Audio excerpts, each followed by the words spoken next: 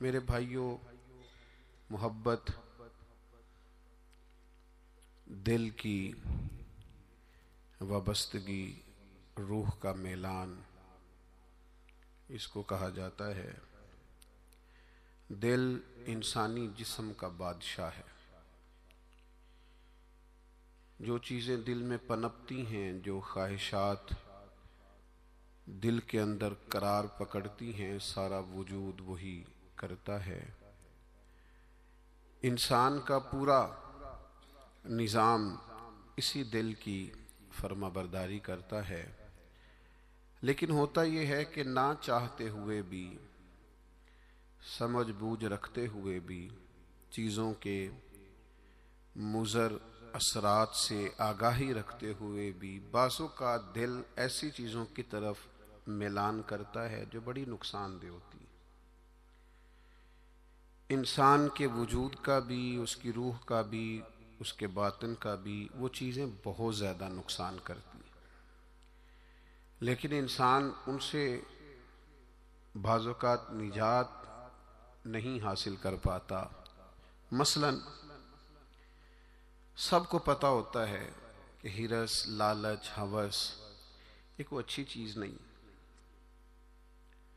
اللہ تعالیٰ اگر ضروریات کا رزق عطا کر دے اور ضروریات پوری ہونے لگ جائیں تو بہت اچھا ہے، لیکن نہ چاہتے ہوئے بھی بعض لوگ مال کی ہرس میں، ہوس میں، لالچ میں مبتلا ہو جاتے ہیں۔ یہ محبت دن بدن بڑھتی چلی جاتی ہے۔ وہ خود اپنے آپ سے کئی دفعہ سوال کرتے ہیں کہ یا دل تو نے تو ایک دفعہ یہ کہا تھا کہ بس میری ضروریات پوری ہونے لگ جائیں، 2 وقت کی روٹی چلنے لگ جائے، بچوں کے اخراجات نکلنے لگ جائیں، سر چھپانے کو ایک مکان مل جائے تو کافی ہے، اب تو کدھر نکل گیا؟ بہت سارا اس سے بڑھ کر اللہ نے فضل کر دیا، خواہش سے بڑھ کر عطا کر دیا، لیکن کہیں ٹھہراؤ نہیں ہو پا رہا، دل روک نہیں رہا۔ روز مال کی محبت، مال کا لالچ بڑھتا چلا جاتا ہے۔ یہ اس قدر زیادہ نقصان کرتا ہے کہ نبی کریم صلی اللہ تعالی علیہ وسلم نے ارشاد فرمایا کہ دنیا کی محبت ہر گناہ کی جڑ ہے۔ یعنی لوگ سمجھتے ہیں کہ معمولی بات ہے کہ میرے دل میں مال کی محبت بیٹھ گئی ہے، لیکن یہ بڑا گہرا مرض ہے۔ بعض لوگ کہتے ہیں نا کہ یہ مرض آ جائے تو اس کی وجہ سے 70 مرض اور بھی لگ جاتے ہیں۔ تو یہ دنیا کی محبت وہ مرض ہے، مال کی محبت وہ بیماری ہے کہ جس کی وجہ سے سینکڑوں امراض پیدا ہوتے ہیں، حلال حرام کی تمیز اٹھ جاتی ہے، رشتوں کا تقدس پامال ہو جاتا ہے، بہن بھائیوں کے رشتوں میں دراڑ آ جاتی ہے۔ لوگ اس مال کی محبت میں مبتلا ہو کر خونی رشتوں تک کو بھول جاتے ہیں۔ تو اگر محبت کو صحیح رستہ نہ ملا، یہ محبت الہی اور محبت رسول صلی اللہ تعالی علیہ وسلم کے خوبصورت عنوانات کی عادی نہ ہوئی، تو پھر یاد رکھیے گا کہ مال کی محبت تو پورے طور پر اجاڑ دے گی، اندر کو تباہ کر دے گی۔ ایک دوسری محبت بڑا نقصان کرتی ہے، وہ ہے شہرت کی محبت۔ میں چاہا جاؤں، میری شہرت ہو جائے، لوگ مجھے جانیں، کوئی ایسا طریقہ اپناؤں جس کی وجہ سے دنیا کے اندر فیمس ہو جاؤں، لوگ میرا نام لینے لگیں۔ آپ یقین کریں، سوشل میڈیا کے اوپر بڑے بڑے وزادار، بڑے بڑے باریش لوگ، بڑے بڑے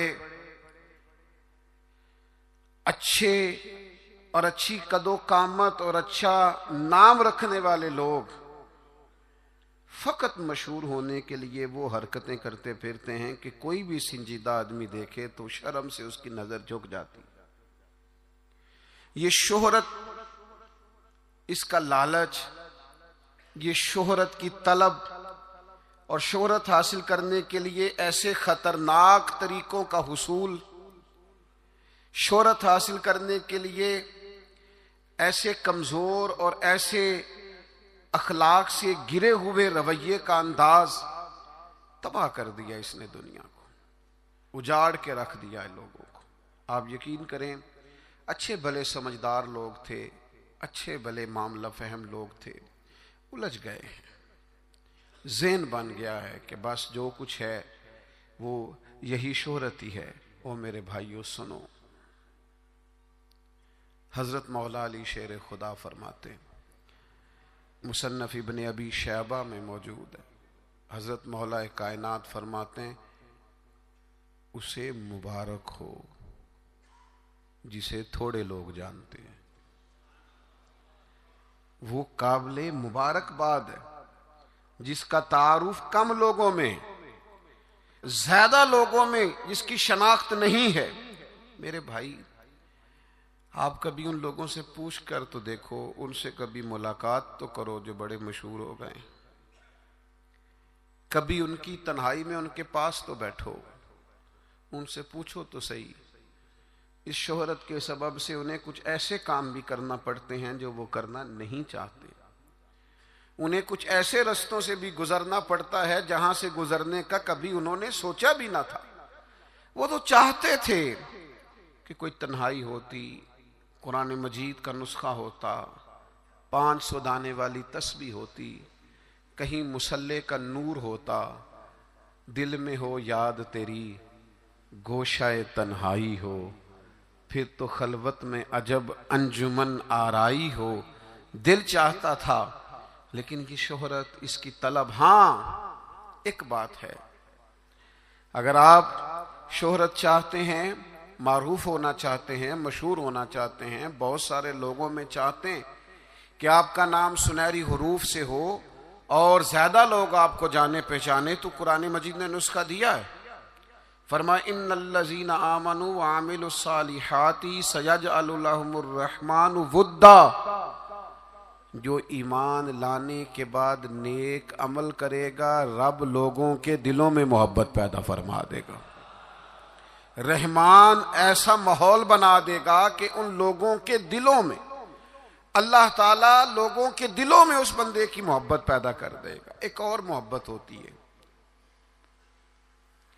اولاد کی محبت، بڑی اچھی محبت ہے، ہونی چاہیے، لیکن اگر یہی اولاد شریعت کے راستے میں آنے لگے، اگر یہی اولاد اس طرح کا رویہ اختیار ہونے لگے کہ آپ کو اس کی خاطر حلال حرام کی تمیز بھولنا پڑے، یا اولاد کہیں رکاوٹ بنے شریعت کی راہ میں، تو پھر قرآن مجید نے کہا انما اموالکم و اولادکم فتنہ، پھر یہ تمہارے لیے آزمائش ہے، پھر تمہیں تھوڑا غور کرنا پڑے گا، تمہیں پھر دیکھنا پڑے گا، پھر تمہیں توجہ کرنی پڑے گی کہ کہیں اللہ رسول کے راستے میں تو نہیں آ رہی۔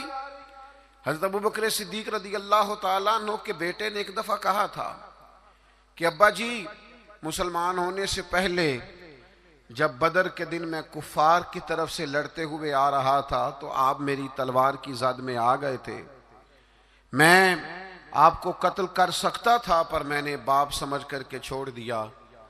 تو سیدنا ابوبکر صدیق فرمانے لگے بیٹا تو ابھی کلمہ نہیں پڑھتا تھا، تو نے مجھے باپ سمجھ کے چھوڑ دیا، اگر تو بدر والے دن میری تلوار کے نیچے آتا تو میں تجھے کبھی بیٹا سمجھ کے معاف نہ کرتا، دین کا مخالف سمجھ کے قتل کر دیتا۔ اس لیے کہ جو اولاد شریعت کے راستے میں آئے گی، دین کے راستے میں آئے گی، پیغام حق کے راستے میں آئے گی، اسے اولاد سمجھ کر درگزر تھوڑا کیا جائے گا۔ میرے عزیزو، وطن کی محبت بھی کبھی غالب آتی ہے، علاقے کی محبت بھی کبھی غالب آتی ہے۔ انسان جہاں پیدا ہوتا ہے، جہاں جوان ہوتا ہے، جہاں وقت گزارتا ہے، جہاں اس کے احباب ہوتے ہیں، جہاں اس کی دوستیاں ہوتی ہیں، جہاں اس کے تعلقات ہوتے ہیں، وہ محبت بھی کبھی غالب آتی ہے۔ لیکن یاد رکھنا، سارا کچھ ہی مکہ مکرمہ میں موجود تھا، وہیں پیدا ہوئے تھے صحابہ، وہیں دوستیاں تھیں، تعلق تھے، رشتہ داریاں تھیں، لیکن جب پتہ چلا نا کہ محبوب کو مدینہ پسند ہے تو پھر کسی نے بھی وطن سے پیار نہیں کیا، محمد عربی کے شہر سے محبت فرمائی ہے۔ آپ ان ساری محبتوں کو گنتے جائیں، وہ دولت کی ہو، وہ شہرت کی ہو، وہ اقتدار کی ہو، وہ اولاد کی ہو، وہ محبت آپ کے لیے وطن کی محبت ہو، یہ ساری محبتیں قربان کی جائیں گی، لیکن اگر کسی محبت کو حاصل کیا جائے گا تو وہ اللہ رسول کی محبت ہے۔ میں آپ کی خدمت میں عرض کروں وہ محبت کس طرح حاصل کرنی ہے؟ دل و جان سے نہ رب رسول کا ہر فیصلہ قبول کرنا ہے۔ یہ ذرا غور کیجئے گا، یہ تھوڑا سمجھنے والا عنوان ہے۔ آپ اپنی قلب سے، روح سے، دل سے پوچھیں کہ مجھے پیار ہے نبی پاک سے۔ وہ داتا صاحب نے ایک مقام پہ لکھا ہے جس سے محبت ہو اس پر غصہ نہیں آتا، جس سے محبت ہو اس کی طرف سفر کریں تو راستہ مشکل نہیں لگتا۔ جس سے محبت ہو وہ کوئی حکم دے تو وہ حکم پورا کرنے میں انسان کوئی رکاوٹ محسوس نہیں کرتا۔ یہ جو محبت ہوتی ہے نا، محبت یہ راستے آسان کر دیتی ہے، حکم ماننا آسان کر دیتی ہے۔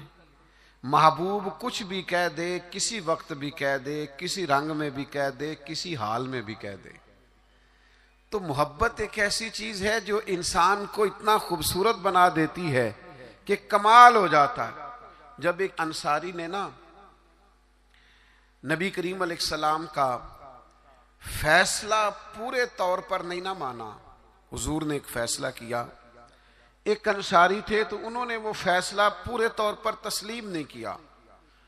اللہ تعالیٰ نے نا قرآن مجید میں ایک انوکھا انداز اختیار کیا، اور اس انداز کی قرآن مجید میں یہ واحد آیت ہے۔ اللہ کریم نے ارشاد فرمایا فلا وربک، محبوب مجھے تیرے رب کی قسم۔ اللہ کرے آپ کو سمجھ آئی ہو، قرآن مجید کی لذت آئی ہو۔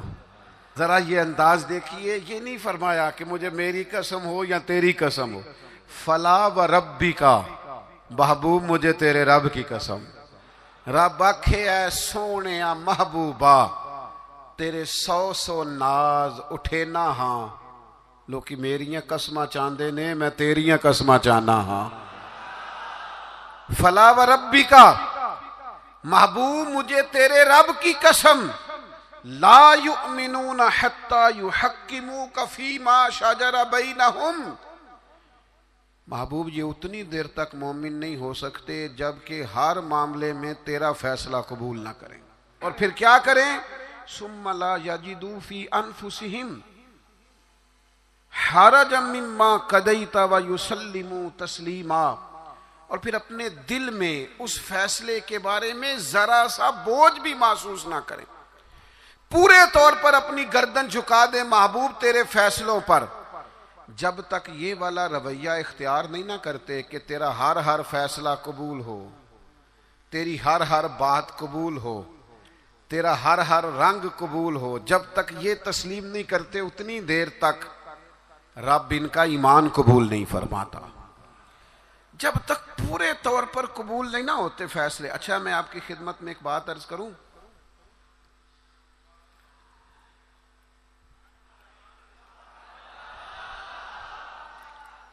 مسلمان دل و جان سے چاہتے ہیں کہ ہم نبی پاک کی غلامی کریں، مسلمانوں کی روح چاہتی ہے کہ ہم ہر وقت اپنے نبی کی بات مانیں۔ میں نے ایسے لوگوں کو دیکھا ہے جو بظاہر دین سے بڑے دور نظر آتے، جن کے بارے میں لوگوں کا خیال ہے کہ شاید بڑے گناہگار ہیں، نوجوان ہیں، دنیا دار ہیں، کچھ ایسے محکموں سے وابستہ ہیں جن کے بارے میں بعض اوقات بعض لوگ خیال کرتے ہیں کہ شاید یہ بالکل دین سے دور ہے۔ لیکن میں نے ہر قسم کے لوگوں میں وقت گزارا ہے، نوجوانوں کے ساتھ سفر کیے ہیں، ان کے بیچ بیٹھ کر ٹائم گزارا ہے۔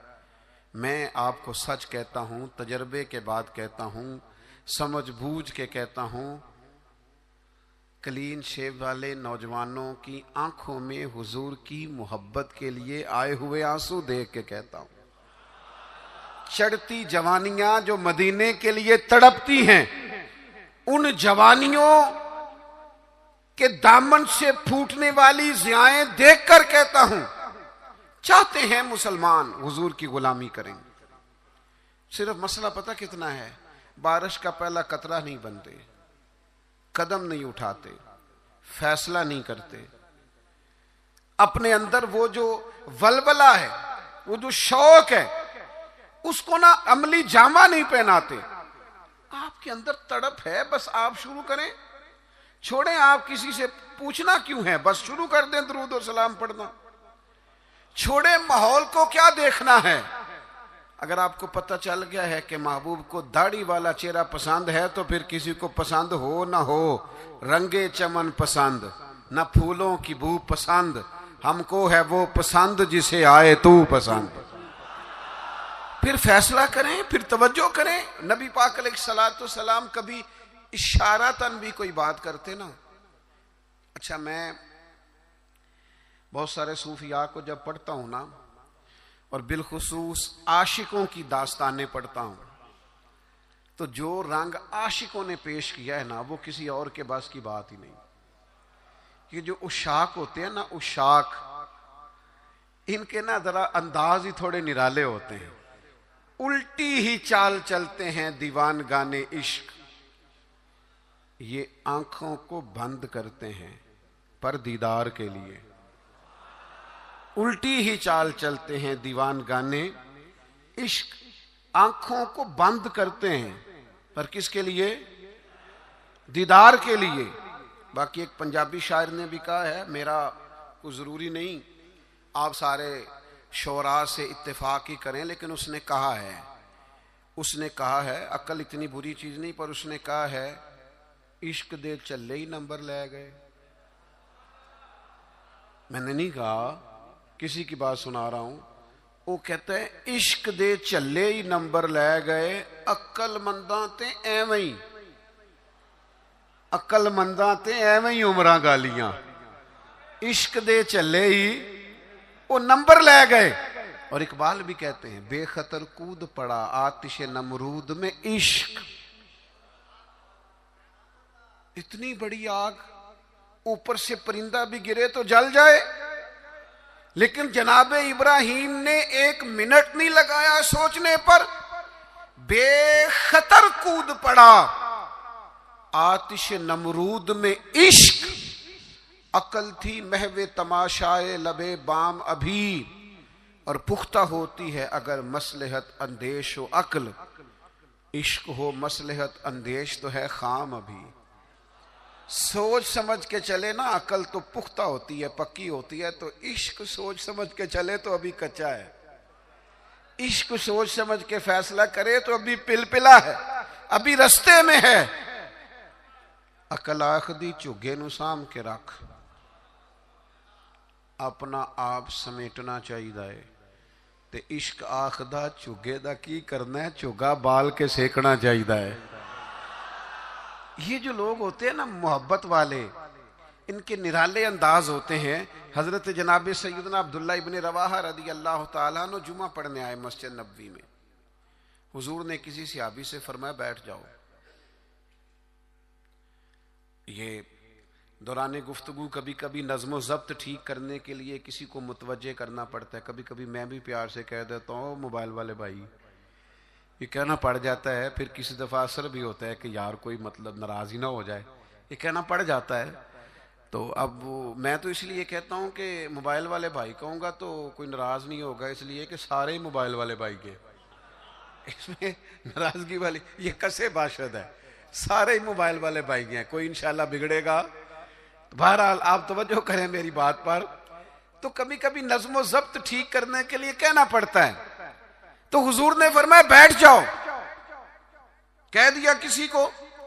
حضرت عبداللہ بن رواحہ رضی اللہ تعالیٰ عنہ مسجد نبوی شریف کے دروازے پہ تھے. ان کے کانوں میں آواز گئی، وہیں بیٹھ گئے.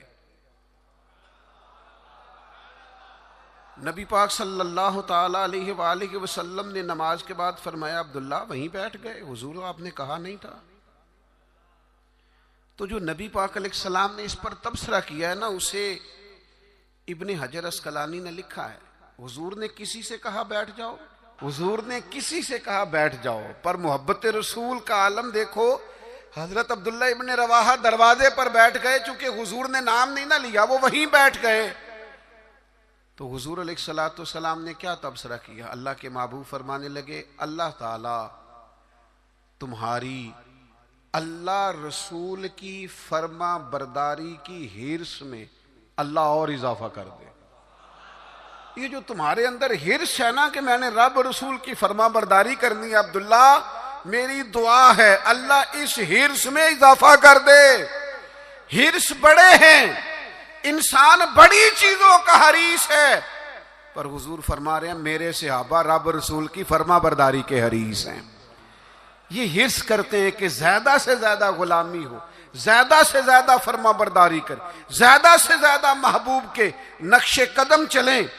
میرے دوستو، اسی طرح ایک صحابی اور تھے، حضور نے فرمایا بیٹھ جا، تو مسجد کے باہر ہی بیٹھ گئے. ان کا نام تھا آس. تو حضور نے فرمایا کہاں تھے بھائی، نماز میں نظر نہیں آئے. یا رسول اللہ وہ آپ نے فرمایا نہیں تھا بیٹھ جاؤ. اچھا حضور نے کسی اور سے کہا، پر سانو قید سجن دا گہنا ہے. حضور نے کسی اور سے کہا، وہ دروازے کے باہر بیٹھ گئے. تو نبی کریم صلی اللہ تعالی علیہ وسلم نے فرمایا آس کہاں تھے؟ حضور میں دروازے کے باہر بیٹھ گیا. تو حضور مسکرائے، فرمایا تم آس نہیں ہو، تم تو مطیع ہو، تم تو فرما بردار ہو. آج سے تمہارا نام مطیع ہے، فرما برداری کرنے والا ہے. تم ایسے فرما بردار ہو کہ میں کسی اور کو اشارہ کروں.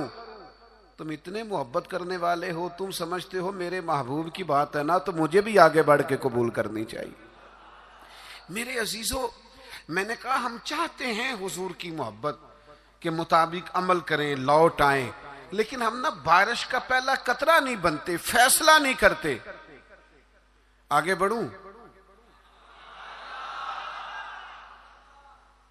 ہمارے ضمیر جاگ گئے ہیں، پتہ ہمیں چل گیا ہے کہ حال نہ جمہوریت، نہ ڈکٹیٹرشپ، نہ صدارتی نظام، نہ فلانا نظام. پتہ ہمیں چل گیا ہے کہ جینے کی طرف دیکھ، نہ مرنے کی طرف دیکھ.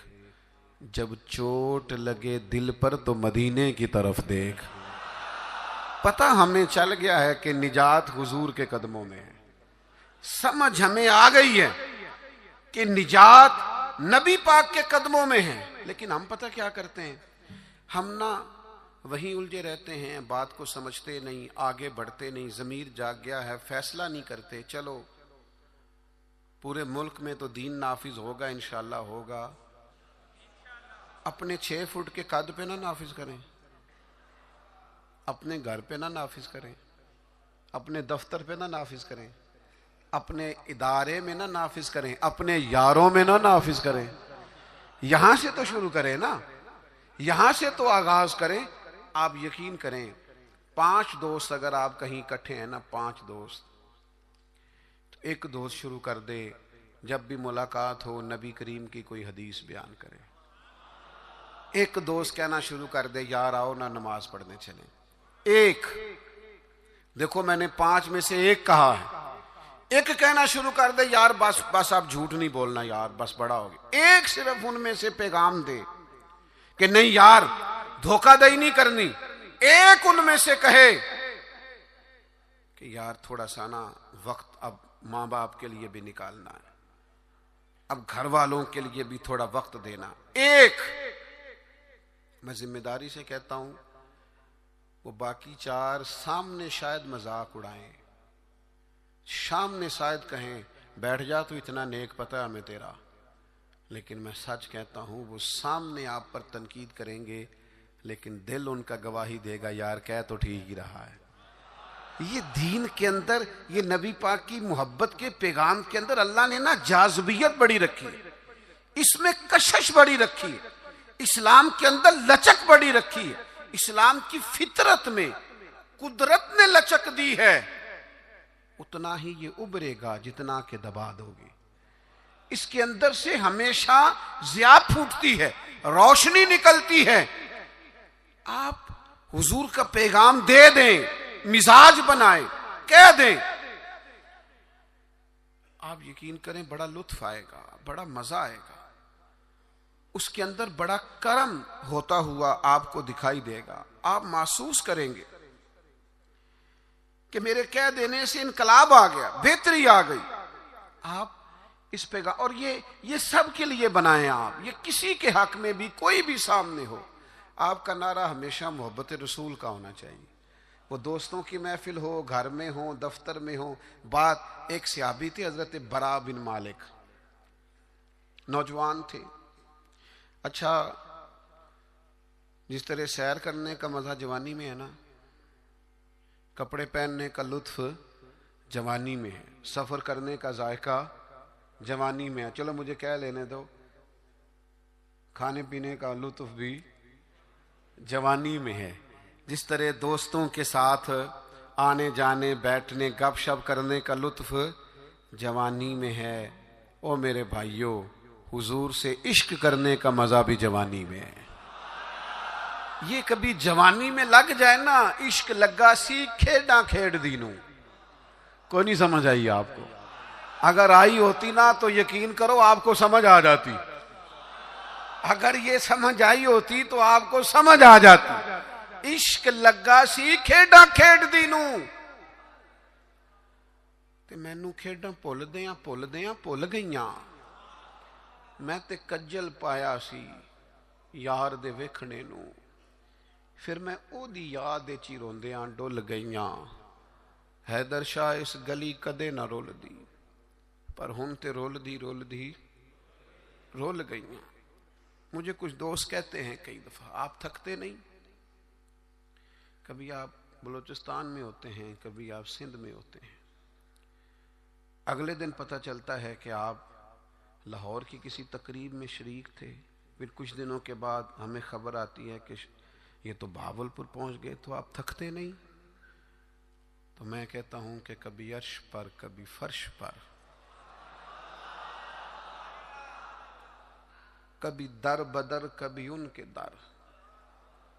غم عاشقی تیرا شکریہ میں کہاں کہاں سے گزر گیا، اور عدم سے لائی ہے ہستی میں آرزو رسول. کہاں کہاں لیے پھرتی ہے جستجو رسول. پر ایک شوق ہے ان سارے سفروں کا، ان ساری صحبتوں کا. میں اب آ کے یہ کیفیت ہوئی ہے کہ کبھی کمر درد کرتی ہے، کبھی پٹھوں میں تکلیف ہوتی ہے، کسی وقت آنکھوں میں تکلیف ہو جاتی ہے. تو یہ سارے سفر، یہ ساری جد و جہد، کسی وقت عرض کرتا ہوں محبوب کی بارگاہ میں کہ عدم سے لائی ہے ہستی میں آرزو رسول. ہمیں کہاں کہاں لیے پھرتی ہے جستجو رسول.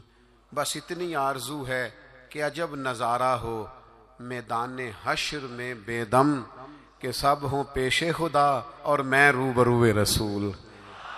اتنا سا دل کرتا ہے کہ عجب نظارہ ہو میدان حشر میں بے دم، سب ہوں.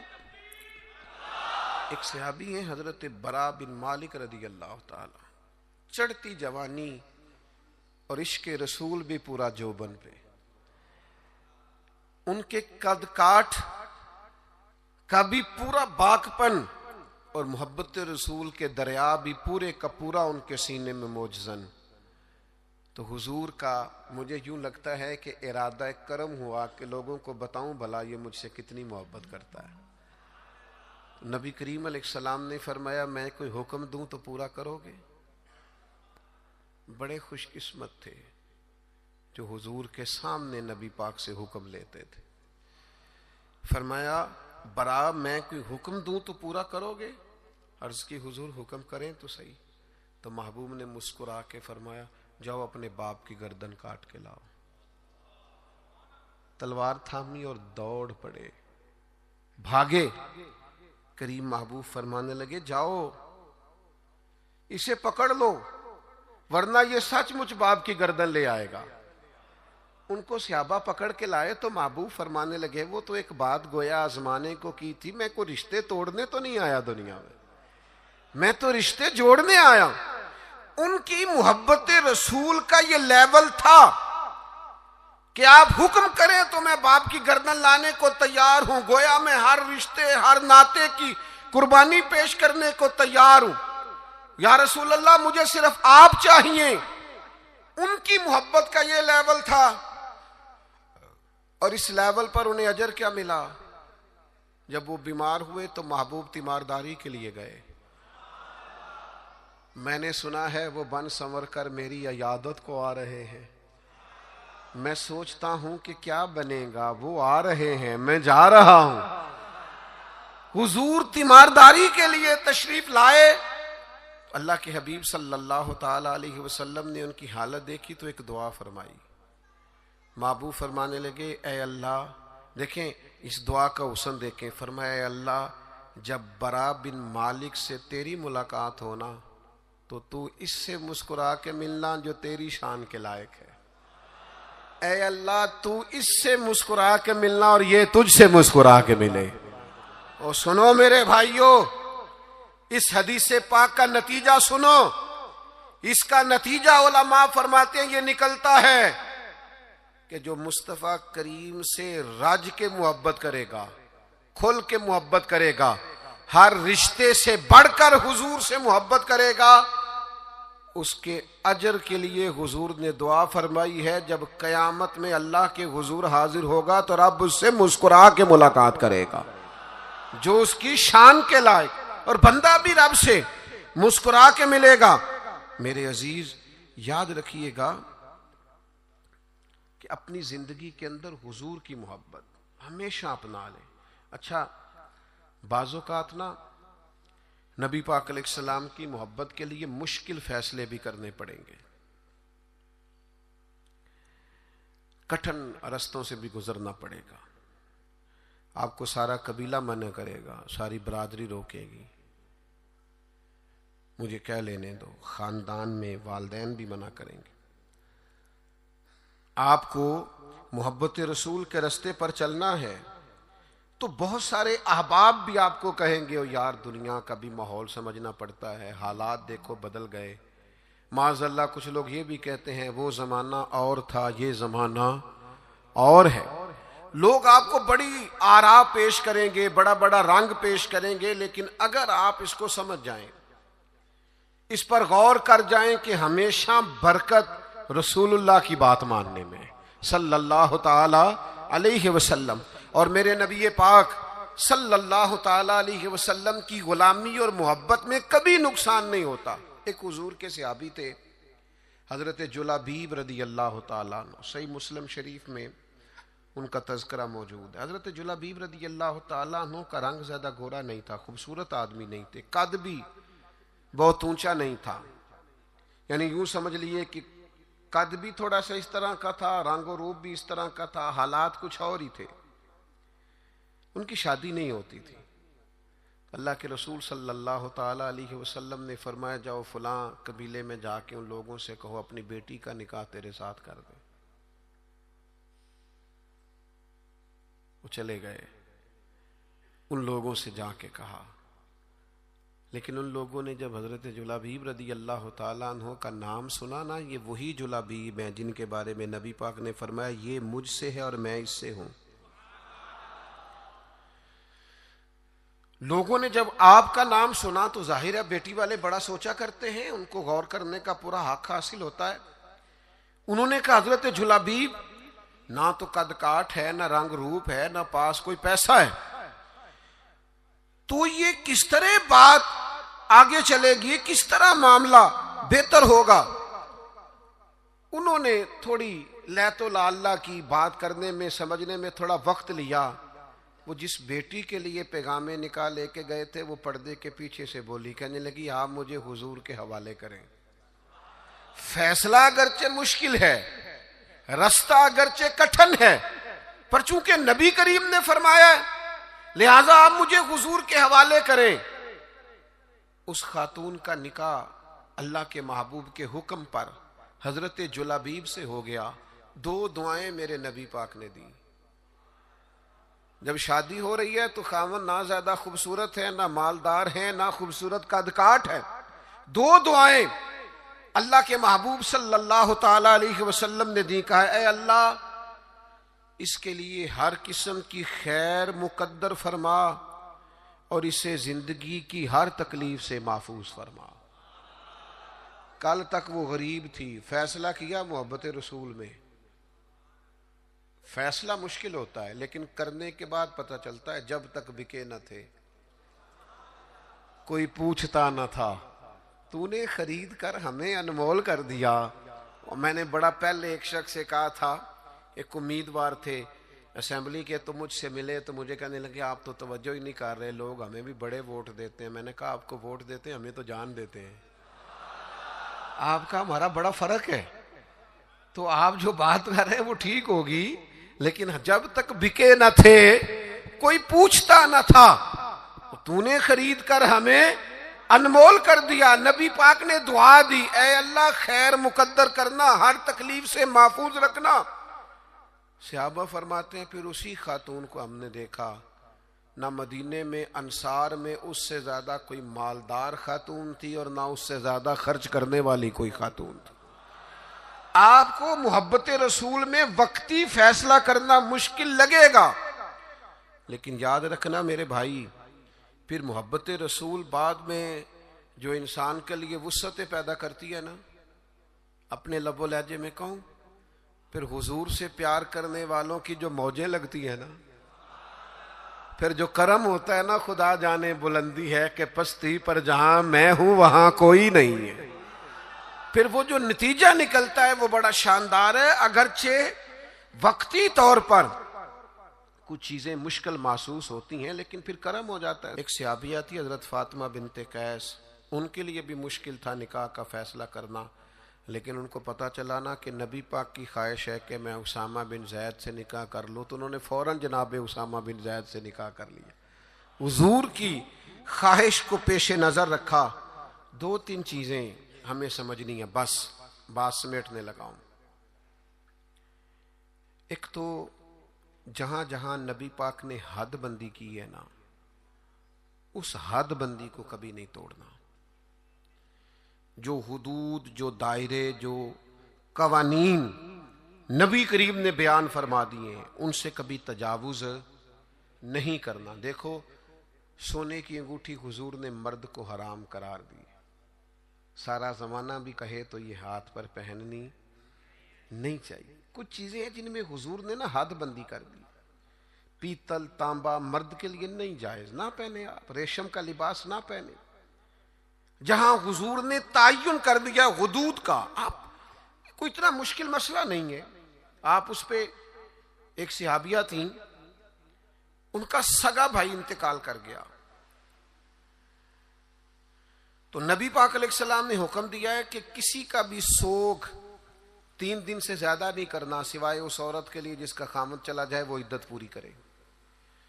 تو صحابیہ 3 دن کے بعد اٹھیں، خوشبو لگائی، دھلے ہوئے کپڑے پہنے، وقتی طور پر اس وقت جو مروج زینت تھی وہ زینت اختیار کی، اور پھر کہنے لگی مجھے اس زینت کی ضرورت نہیں تھی، پر چونکہ نبی پاک نے فرمایا 3 دن سے زیادہ سوگ نہیں کرنا، لہٰذا میں اٹھ کے اس لیے کپڑے بدلے ہیں کہ میں کسی اور کی طرف نہیں دیکھنا چاہتی، مدینے والے محبوب کی شریعت کی طرف دیکھنا چاہتی ہوں۔ جو حدود نبی پاک صلی اللہ علیہ وسلم نے ہمارے لیے مقرر فرمائی ہیں، ان سے کبھی بھی ہم نے تجاوز نہیں کرنا۔ دوسری بات یہ ہے کہ محبت رسول کا ہم سے تقاضا یہ ہے کہ جب رب رسول کو راضی کرنا ہو نا، پھر اپنی ذات نہیں دیکھنی، میرا قد بہت بڑا ہے تو فلاں سے معافی مانگوں، میں اتنا بڑا آدمی ہوں تو اب میں جھک جاؤں، مجھے اتنے لوگ جانتے ہیں تو اب میں جناب تھوڑا سا اپنی گردن کو جھکاؤں۔ میں عاشق رسول میں نہیں ہوتی۔ عاشقان رسول کے اندر کسی قسم کی انا پرستی، عاشق لوگ تے رملے کملے، وہ تو بیچارے سیدھے سادے لوگ ہوتے ہیں، ان کے تو مزاج کے اندر فقیری ہوتی ہے، سادگی ہوتی ہے۔ حضرت خالد بن ولید فرماتے ہیں میرا اور جناب عمار ابن یاسر کا رضی اللہ تعالی عنہما، دونوں صحابہ جلیل القدر ہیں، عظیم مرتبے والے، جناب خالد بن ولید فرماتے ہیں کسی بات میں حضرت عمار ابن یاسر سے شکر رنجی ہو گئی، تو جناب عمار ابن یاسر حضور کی بارگاہ میں پہنچے، میں بھی پہنچا، فرماتے ہیں دونوں کی بات سن کے بس حضور نے اتنا کہا، کوئی فیصلہ نہیں فرمایا کہ اس میں غلطی پر کون ہے، حق پر کون۔ نبی کریم صلی اللہ علیہ وسلم نے بس اتنا فرمایا، یاد رکھنا جس نے عمار ابن یاسر کو ناراض کیا اس نے اللہ رسول کو ناراض کیا، بھائی اتنی بات حضور نے کر دی۔ حضرت خالد بن ولید سپہ سالار آدمی تھے، بڑے قبیلے کے تھے، بڑا قد کاٹ تھا، بڑا نام تھا، بڑی بلے بلے تھی، سیف اللہ ہے. لیکن آپ فرماتے ہیں چونکہ حضور نے فرمایا عمار ابن یاسر کو راضی کرو گے تو اللہ رسول راضی ہوں گے، فرمایا میں ان کے پیچھے پیچھے پھرنے لگا. میرے لیے ان کی رضا سے بڑھ کر کوئی اور رضا، اور کوئی رضا حیدر شاہ اس گلی کدے نہ رول دی. پر ہن تے رول گئیاں جب نبی پاک نے فرمایا ہے کہ یہ رضا. دیکھیں نا، حضور نے حضرت اسامہ بن زید کو لشکر کا امیر بنایا تھا، حضور کا وصال ظاہری ہوا تو حضرت ابوبکر صدیق کو لوگوں نے مشورہ دیا کہ آپ اس نوجوان کو، یہ بالکل جوان ہے ابھی، بڑے بڑے کبار صحابہ موجود ہیں، کسی اور کو بنا دیں. فرمایا اسے پیچھے کروں جسے مدینے والے محبوب نے آگے لگایا ہے، بلکہ ان کو گھوڑے پہ سوار کر کے خود اسی گھوڑے کی لگام پکڑ کے جناب صدیق اکبر امیر المومنین پیدل چل رہے ہیں. تو اسامہ بن زید نے کہا امیر المومنین آپ اوپر آئیے. فرمایا تو اوپر ہی رہ جسے حضور نے امیر مقرر فرما دیا ہے. تو میرے بھائی آپ پھر یہ نہ محسوس کرے کہ میں بڑا چودھری ہوں، میرا بڑا قد کاٹ ہے. پھر ہم نے اپنا قد نہیں دیکھنا، محبوب پاک کی نظر عنایت کو دیکھنا ہے، حضور کی رضا کو دیکھنا ہے. یاد رکھیے گا ایک تیسری بات، ایک حدود کو نہیں توڑنا، ایک حضور کی رضا حاصل کرنے کے لیے اپنی انا نہیں سامنے آنے دینی. ایک تیسری بات اور، طرز زندگی سادہ اختیار کرنا ہے اگر حضور سے پیار کرنا ہے تو. بڑی ضروری بات ہے، بڑی ضروری. آپ سادہ غذا کھائیں، سادہ نشست، سادہ لباس، سادہ انداز گفتگو، لوگوں سے بلا تکلف ملاقات، آپ کے لب و لہجے میں کسی قسم کی تصنع نہ ہو، بناوٹ نہ ہو، تکلف نہ ہو. آپ اگر حضور کے غلام ہیں، نبی پاک سے محبت کرتے ہیں، تو پھر آپ کوئی کسی قسم کا اپنے لیے پروٹوکول نہ چاہیں. صحابی آئے تھے نا، عرض کی یا رسول اللہ میں آپ سے بڑا پیار کرتا ہوں. کیسا خوش بخت ہے، حضور کے سامنے اظہار محبت کر رہا ہے، میں بڑا پیار کرتا ہوں. تو حضور نے فرمایا سوچ کر کہو کیا کہہ رہے ہو. حضور بڑا پیار کرتا ہوں. فرمایا سوچ لے. حضور بڑا پیار کرتا ہوں. تیسری دفعہ محبوب نے فرمایا سوچ لے. حضور مجھے بڑا عشق ہے آپ سے. اللہ کے رسول نے فرمایا پھر تیاری کر لے، فقر تیری طرف دوڑ کے آئے گا، پھر تیری طرف غریبی آئے گی. جو مجھ سے پیار کرتا ہے اس کی طرف فقر آتا ہے. تو یہ یاد رکھیں کہ اسے صرف اور صرف پھولوں کی سیج نہ سمجھنا، اور فقر کی کئی قسمیں ہوتی ہیں، صرف پیسوں کی کمی فقر نہیں ہوتی. آپ کا طرز زندگی سادہ ہونا چاہیے، انداز فقیرانہ ہونا چاہیے، اٹھنا بیٹھنا سادہ ہونا چاہیے، کیونکہ یہ سادگی میرے نبی کی پسند ہے. ایک روایت مجھے یاد آ رہی ہے، میرا دل کرتا ہے آپ کو سنا دوں. کبھی کبھی نا کچھ فرمائشیں بھی ہوتی ہیں، آپ کا نہیں مجھے پتا، میں اپنی اماں سے فرمائش کیا کرتا تھا کبھی کبھار کوئی چیز اپنی مرضی کی کھانے کے لیے. اماں جی کبھی ساگ بنا دیو نا، تو کبھی ان سے کہتے تھے اسپیشل والا گڑ کھانا ہے. یہ دیہاتی ماحول بڑا شاندار ہوتا ہے. آپ کو پتا ہے نبی پاک کو مکے سے حضرت حلیمہ کے گاؤں میں کیوں بھیجا گیا تھا؟ اس لیے کہ مکے کے لوگ چھوٹے بچوں کو وہاں بھیجتے تھے، کہتے تھے فضا بھی خالص ہے، زبان بھی خالص. دیہاتوں کی زبانیں خالص ہوتی ہیں. کبھی کبھی نا فرمائشیں ہوتی ہیں ماؤں سے. حضرت سلمہ مومنوں کی ماں جناب ام سلمہ، ایک دن نا ان کے 3 بیٹے روحانی بیٹے ان کی خدمت میں آئے. کون کون؟ آپ نام سن کے بھی بڑے خوش ہوں گے. حضرت جعفر طیار ہے نا، حضرت علی کے بھائی، ان کے بیٹے عبداللہ بن جعفر آئے. اور پھر ان کی خدمت میں حضرت عبداللہ ابن عباس جو نبی پاک کے چچا جناب عباس ہیں، ان کے بیٹے عبداللہ آئے. اور ان دونوں کے ساتھ مولا علی کے لخت جگر امام حسن بھی آئے. یہ 3 شہزادے عبداللہ بن جعفر، عبداللہ ابن عباس اور امام حسن بن علی، یہ تینوں آئے اور آ کے حضرت ام سلمہ سے کہنے لگے ہمارا آج وہ کھانا کھانے کو دل کرتا ہے جو نبی پاک کو بڑا پسند ہے. اماں جی ہماری ماؤں سے بندہ فرمائش کر لیتا ہے نا، تو ہماری فرمائش ہے وہ والا کھانا بنائیں جو حضور کو پسند ہے۔ تو حضرت ام سلمہ نے ٹھنڈی آہ بھری، فرمایا بیٹا وہ بڑا ہی سادہ ہے، کھا لو گے؟ اماں جی کھا لیں گے۔ تو جناب ام سلمہ نے نا تھوڑے سے جوں نکالے، پھر ان کو پیسا، پھر تھوڑا سا زیتون ڈال کے پکانا شروع کیا، پھر تھوڑا سا اس میں مسالہ ڈالا۔ فرماتے ہیں وہ سادے سے جوں زیتون میں سادے سے پکے۔ فرماتے ہیں وہ ہمارے سامنے رکھ کے حضرت ام سلمہ جب اٹھی تو آنکھوں میں آنسو آ گئے۔ فرمانے لگی اس طرح کے سادے کھانے مدینے والے محبوب کھایا کرتے تھے، اس طرح کے سادے کھانے محبوب تناول فرماتے تھے۔ یہ سادگی، یہ شائستگی، اس سادگی میں جو حسن، معرفت، کمال، یعنی اس طرح کی سادگی حضور اپناتے تھے کہ جب اس سادہ چہرہ نور کو حضرت جابر بن سمرہ جیسے لوگ دیکھتے تھے تو دیکھ کے کہتے تھے آج میں نے تجزیہ کرنا ہے کہ چاند زیادہ سونا ہے کہ آمنہ کا چاند زیادہ سونا ہے۔ لیکن فرماتے ہیں پھر میں اس نتیجے پہ پہنچا کہ چاند سے تشبیہ دینا یہ بھی کوئی انصاف ہے؟ چاند تو ہے داغ دار اور مدنی کا چہرہ صاف ہے۔ آپ کی خدمت میں یہ عرض کرنا چاہتا ہوں کہ سادہ طرز زندگی اپنائیں۔ ہم سادے رہیں گے نا تو بہت سارے چولہے زیادہ جل جائیں گے، ہم سادے رہیں گے تو بہت سارے دوست کترائیں گے نہیں، ہمارے مہنگے کپڑے دیکھ کے کوئی پوچھے گا نہیں کنے دا لے آجے۔ تو تھوڑا سادہ زندگی اپنائیں، اور ایک جو حضور نے حدود قائم کر دی ہیں ان حدود کا ضرور خیال کریں۔ ایک فیصلہ کریں حضور کی محبت میں، آپ فیصلہ کریں گے تو رستے آسان ہو جائیں گے۔ ایک ضروری بات، نبی پاک علیہ السلام نا بہن بھائیوں کے مابین محبت کے بڑے قائل ہیں، یعنی جو مومنوں کا رشتہ ہے نا آپس میں، اسے بھی حضور نے فرمایا مومن بھائی بھائی ہے۔ حضور قائل ہیں بہن بھائیوں کے ساتھ جو تعلق ہے آپ بڑا زبردست کر کے اور ذمہ داری سے میاں بیوی کے رشتے کو نبھائیں۔ ماں باپ کا رشتہ بہت نازک ہے، اسے نبھائیں، لیکن بہن بھائیوں کو بھی اللہ نے ایک لڑی میں پرویا ہوتا ہے۔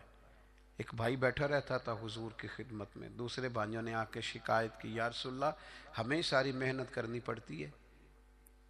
اللہ کے حبیب فرمانے لگے تمہیں جو رزق ملتا ہے وہ بھی اس کی برکت سے ملتا ہے۔ تو بہن بھائیوں کے معاملے میں تھوڑا اپنے آپ کو، جب حضرت شیمہ جناب حلیمہ سعدیہ کی بیٹی آئی ہیں تو نبی کریم نے فرمایا میری بہن آئی ہے، حالانکہ وہ رضائی بہن تھی، اور اس بہن نے جب سفارش کی کہ یا رسول اللہ صلی اللہ علیہ وسلم میرے سارے قبیلے کو چھوڑ دیں، اگرچہ اس قبیلے کو بڑی مشکل سے فتح کیا گیا تھا، حضور نے کسی سے مشورہ ہی نہیں کیا، فرمایا بہن نے کہا ہے لہذا سارے ہی آزاد ہیں۔ تو اس رشتے میں مجھے خاص سوال کیا گیا تھا، اس لیے میں نے عرض کر دیا۔ اللہ ہماری حاضری کو قبول فرمائے۔